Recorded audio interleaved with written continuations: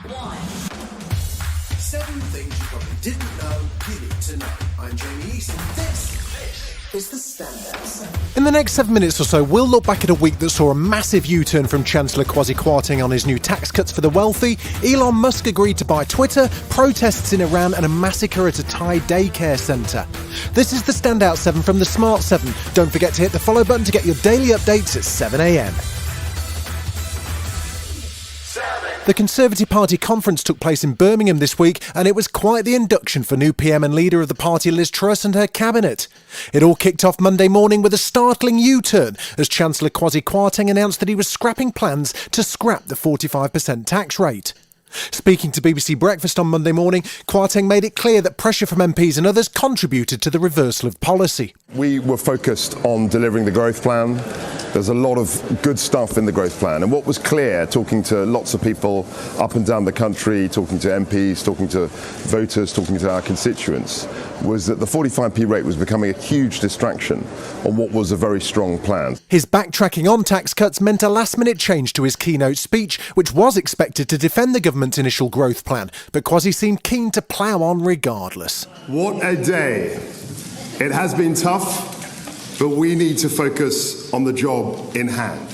And Chris Philp, the minister thought to be behind the 45p debacle, said the government will proceed with the remainder of the package, which includes further tax cuts for the wealthy and major cuts to public services, although that's not quite how he put it. Of course, they're carrying on with the 95% of the rest of the growth package that will see our economy growing. It'll see wages rising for everybody. With growing unease amongst MPs in the Tory party at Truss's economic plans, Penny Mordaunt became the first to break ranks when questioned over whether benefits should rise in line with inflation. I have always supported keeping pace with inflation. It makes sense to do so. After a stormy few days for the new PM, Wednesday saw her first speech to the conference and she vowed to get Britain through the tempest. I have 3 priorities for our economy: growth, growth and growth.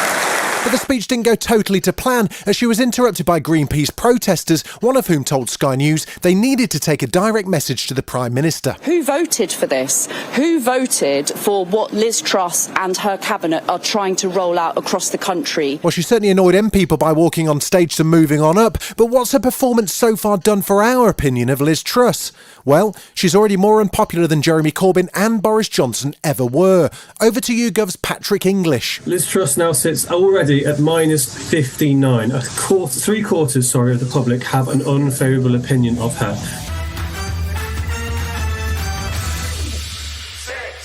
This week saw Ukraine continue to make gains as it pursued its counter-offensive strategy in the east and south of the country.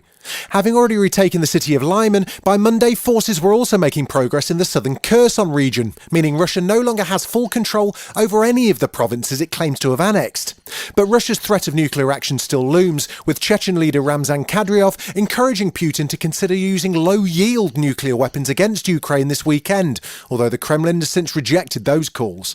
And it seems this was a wise move, as retired US General David Petraeus didn't hold back when explaining what his country's response would be to any use of nuclear weapons. We would respond by leading a NATO, a collective effort that would take out every Russian conventional force that we can see and identify on the battlefield in Ukraine and also in Crimea and every ship in the Black Sea. On Tuesday, maps used in regular daily briefings by the Russian Ministry of Defence showed their troops are now nearly fully withdrawn from the Kharkiv province and as far as the border of the Luhansk region. And in his daily address, Zelensky said that dozens of areas have now been liberated and vowed to continue. Our warriors do not stop, and it's only a matter of time before we oust all the occupiers from our land. He also thanked US President Joe Biden for providing Ukraine with weapons and security assistance worth $625 million. By Wednesday, independent Russian media outlet Agentstvo had reported that Russia's lost over 4,000 square kilometres of occupied territories in the last week alone. Major John Spencer told Times Radio that Ukrainians have liberated more in the last month than the Russians had seized in 7 months of their illegal war. But he says we're not at the level of a coup to overthrow Putin just yet. I mean, not a single nation has come out in support of this sham referendum annexation of another country's territory. He has no friends. He's a rogue nation on the verge of becoming a failed state. Speaking at the first meeting of the European Political Committee in Prague on Thursday, Zelensky told European leaders that Ukraine must win the war against Russia in order to protect the EU.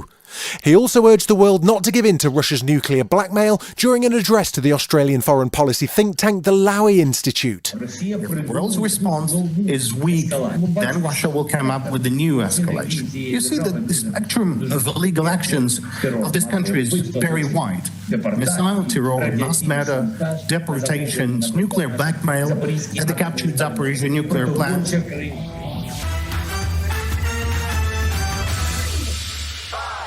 3-hour blackouts could see the UK plunged back into the 1970s this winter, according to a worst-case scenario report by the National Grid. Households could experience the enforced power cuts if Vladimir Putin shuts off gas supplies from Russia and Britain experiences a cold snap at the same time.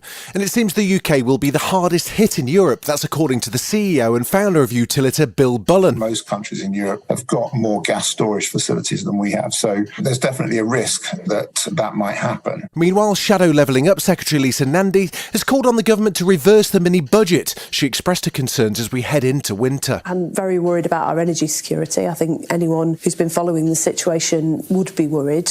I'm also very worried about the fact that people are struggling to pay their energy bills right now, and they're about to face eye-watering hikes in mortgage payments as well. And although Russia's already being blamed for the energy shortage now, the founder of Switchcraft, Andrew Long, says worse may be yet to come. But actually, Russia is still exporting gas, so it's just the global supply chain has been reshuffled. If Russia cuts off all gas exports, we'll see another huge problem.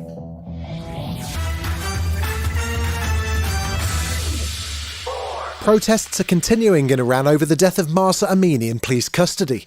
The 22-year-old was arrested by Iran's morality police for allegedly breaking headscarf rules. A girls' school in the country brought a member of the Iranian Basij resistance force to speak to students, but it was far from a warm welcome as they took off their headscarves and demanded he get lost.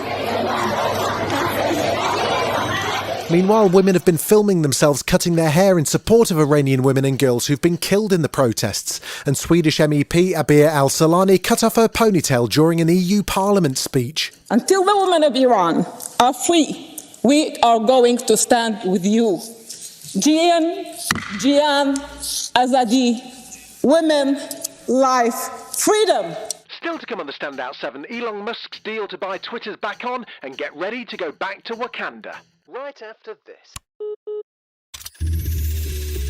Welcome back.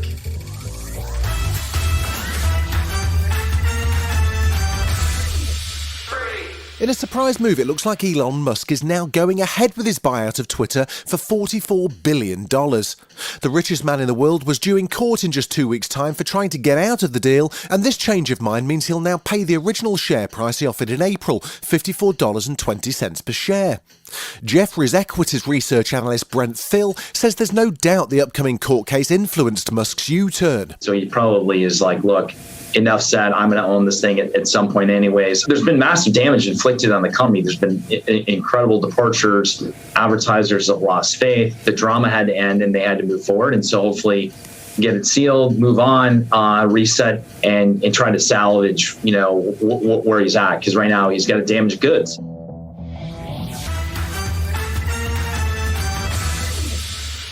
Thailand is in mourning after the death of 34 people, including 23 children under the age of 5, at a daycare centre in northeast Thailand. The attacker, an ex-policeman who is due in court on Friday on drug charges, carried out the massacre on Thursday afternoon and then returned to home where he killed his wife and son before killing himself. Flags are flying at half-mast across the country as Thailand grapples with one of the world's worst child death tolls by a single killer in recent history. The Thai King and Queen and Prime Minister are due to visit the community affected by the tragedy on Friday. Thai Prime Minister Prayut Chan-o-cha expressed sadness at the killings. He might have something inside him, facing problems. I don't take anyone's side. This shouldn't happen. It definitely shouldn't happen. I feel deep sadness towards the victims and relatives. Nobody thought this would happen.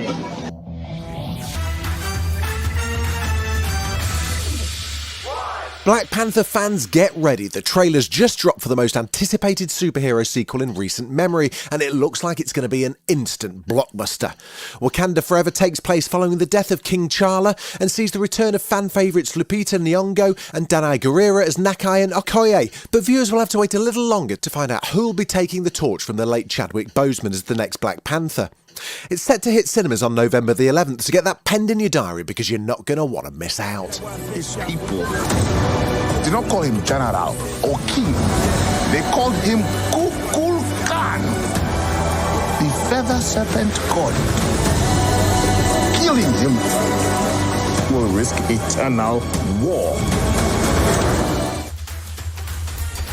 This has been the Standout 7, the best of the week from the Smart 7. We'll be back tomorrow, 7 a.m. with the Sunday 7.